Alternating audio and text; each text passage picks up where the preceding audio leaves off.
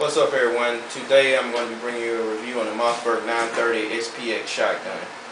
This shotgun came out a few years ago. Mossberg introduced it to the market. This was one of their, I believe, their first semi-automatic shotguns. When I picked it up, when I first saw them, I kind of, fell for them in the fact that I've owned a lot of shotguns over the years, and this shotgun actually came with a lot of features that, just to me made it a steal at the time. At the time when this one came out, there were other semi-automatic shotguns on the market, but they were like, most of them were running between $800 to over $1,000 a piece. And Mossberg, when I purchased this one, it was right at about $600, plus the fact that it was semi-automatic, it had ghost ring sights. That was really a true selling point for me. And what I'm going to do now, just going from that, is just give you a quick overview of the shotgun. I'm going to be going to the range sometime soon. I've shot this gun, numerous times, and I put several hundred rounds through it. I don't have any video of that, but I guess, I'm not going to do a disassembly and all that on this video. I'll do that on the video where I show you the range trip video. But just to get you familiar with the gun, for those of you who are not familiar, on the right side here, you have a charging handle that works like that. The charging handle is basically has a paddle type design. I'll turn it sideways so you can see it. There are aftermarket, tubes or paddles that you can get that are actually tubular in shape if you so desire. The release mechanism for the cocking handle is there. That's how you release it. It has a top mounted safety. Forward is on fire. Take it back. It's on safe.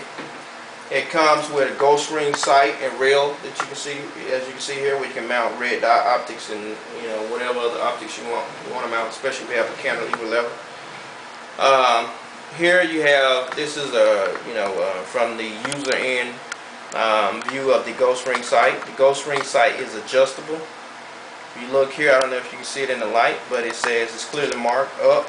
You have a flathead type screw here that you can use a flathead screwdriver to turn to adjust your elevation, and so you also have that on the right hand side there also.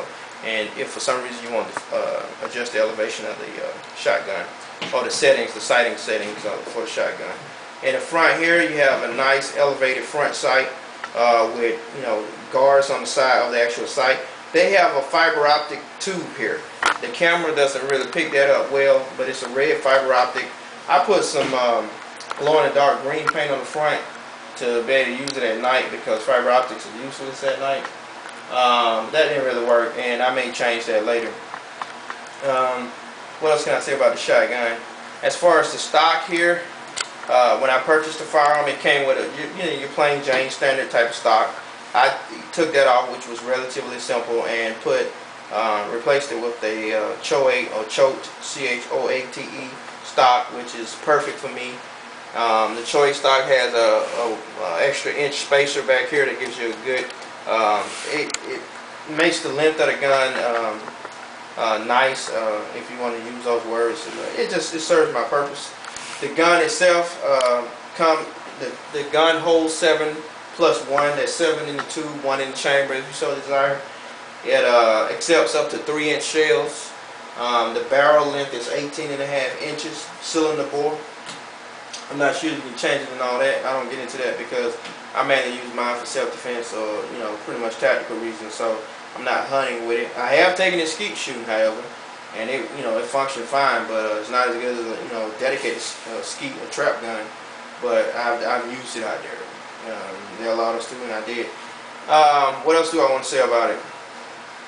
The shotgun, like I said, I put a lot of different rounds through it over the years. Bird shot, 3-inch Magnum, double aught buck, Winchester Super X, and the gun functioned perfectly, no problem. The only time I did run into a problem when I started, experimenting with ghost loading the shotgun. And for some reason, after I did that, and ghost loading is when you load your complete tube, and then you hold your bolt back and place 1 round in the chamber, have 1 floating in the carrier here. And after I did that, I started having problems with the spring apparently getting stuck in this section here, the forward section. So when you place rounds inside, it's just like you would place a round inside an empty barrel. There was no spring, no return spring tension. I haven't had that problem in a long time. I contacted Mossberg about it. Mossberg was gracious enough, without problem. They sent me another spring. I wish these springs were a little bit, they look a little thin. I don't know. I wish they were a little bit thicker. I don't know if it'll work like that, but I'm sure the engineers, I guess, knew what they were doing when they designed it. But that's the only hiccup I've ever had with this shotgun. And so I don't know if there was a correlation between the ghost loading in there, or could have just been one of those things where the spring wore down. I had to do more tests on it. I've shot it a lot since then. I haven't really had that problem. I've seen some things that brought me to concerns as far as it having that issue with the spring, but I'm gonna have to examine that a little bit further. Would I recommend the gun? Yes, you know, because I still think it's an excellent buy, and it's a performer. The issues I had came from things I did. So you know, for its typical design use, and you know, it's a good solid shotgun for the most part. One of the things that I think Mossberg cheated on a little bit was not putting the front some type of sling swivel here, where you can attach your sling in the front. Now on the other stock, the Choice stock, it has a swivel here, and so did the Mossberg straight stock. They had a swivel here, but they didn't have one in the front. So what you gonna attach it to? That's kind of pointless. That was a, you know, a con or a negative on their part. Another thing that it has, I don't know if you can zoom in on that. As far as cocking, you can see it has a cocking indicator, and lets you know the gun's been, you know, charged. Check it, make sure it's empty again. Put it on safe, and I'm squeezed.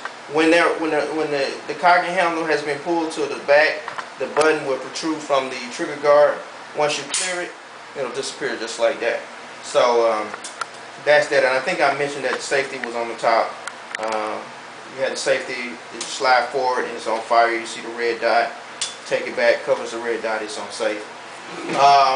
Some of the other modifications, I don't know if you can see, I put skateboard tape on here. I do that on a lot of my guns. They have smooth surfaces. The surface here on this shotgun is pretty smooth. There's some friction cutout design, like kind of like diamond cutout, or like, you know, like for a diamond type file.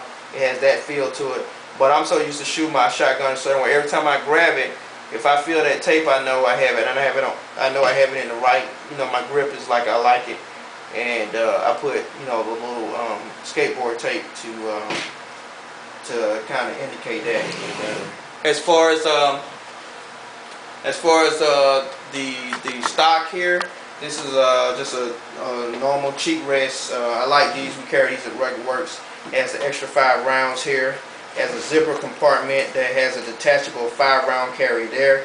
That's Velcro. You can take that out and use it for other storage if you like. And that's about it. Now the Choice stock doesn't come with like a compartment, and maybe you can put something there to hold stuff in, but it's just an open base for the pistol grip. Something else to mention, I'm running out of time on this video. These, I've shown you these before in another video. These are, for those who hadn't seen that video, these are the Fox 25 round shot shell holders, which I carry, which I use a lot. You can mount this to your molded gear, or you just simply take the straps. It has the buttons here, and just attach it to your pants. It comes in handy if you're skeet shooting or doing anything tactical. And just a quick overview. Like I said, I'll do a more in-depth discussion on the shotgun once I do the range trip, and I'll see you guys then. We'll do a disassembly also. Peace.